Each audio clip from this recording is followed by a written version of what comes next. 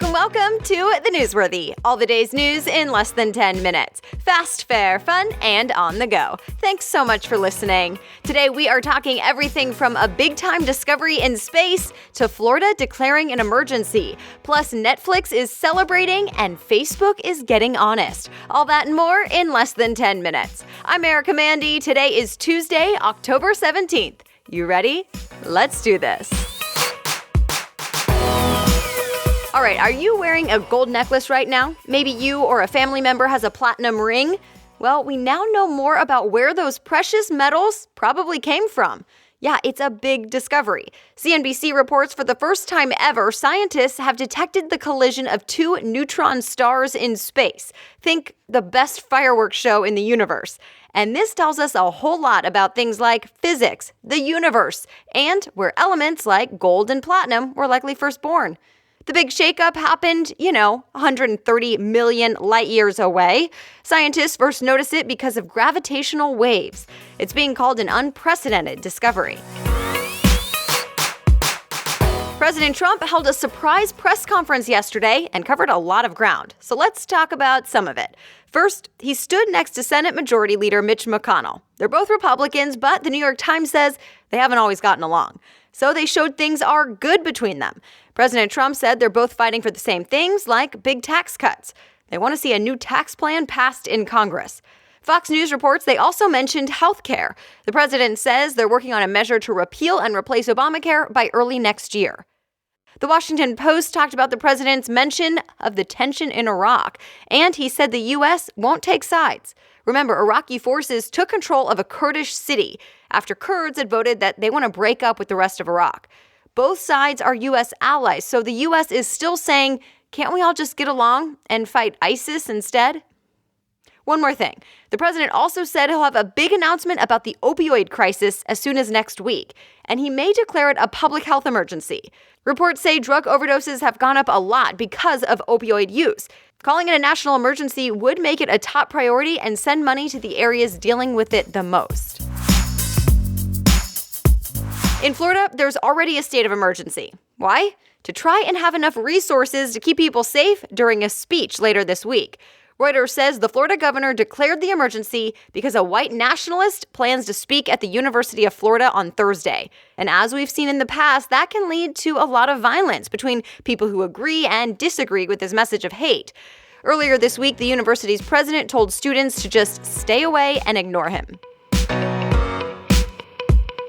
Things are looking up at least a little in Northern California. CNN reports the two largest wildfires there in wine country are now 60% contained, and rain is expected later this week, so that should help.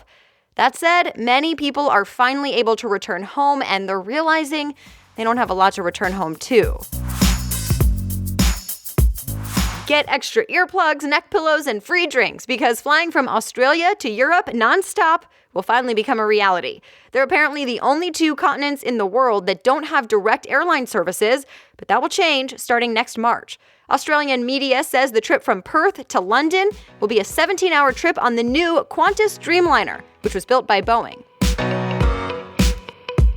Other things to know today, social media was flooded with two words, Me Too. Actress Alyssa Milano started it on Sunday, telling people to write Me Too as a reply to her tweet if they've been sexually harassed or assaulted.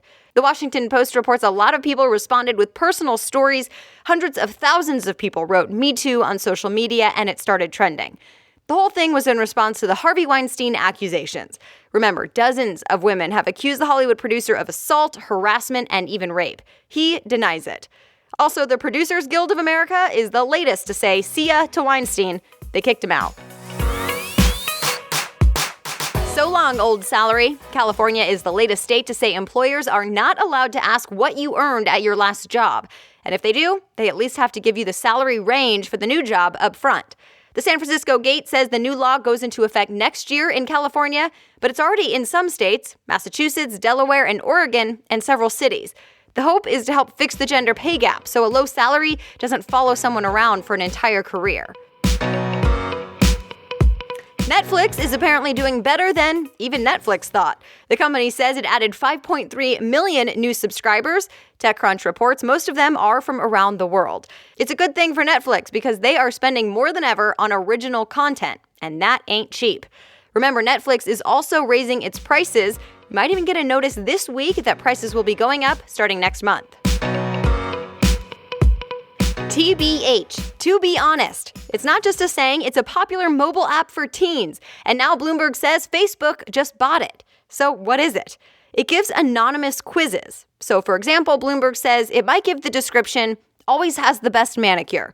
Then the user picks one of 4 names from his or her own network. Apparently, TBH wants to keep it all positive so it doesn't become another way to bully because, again, you can answer anonymously.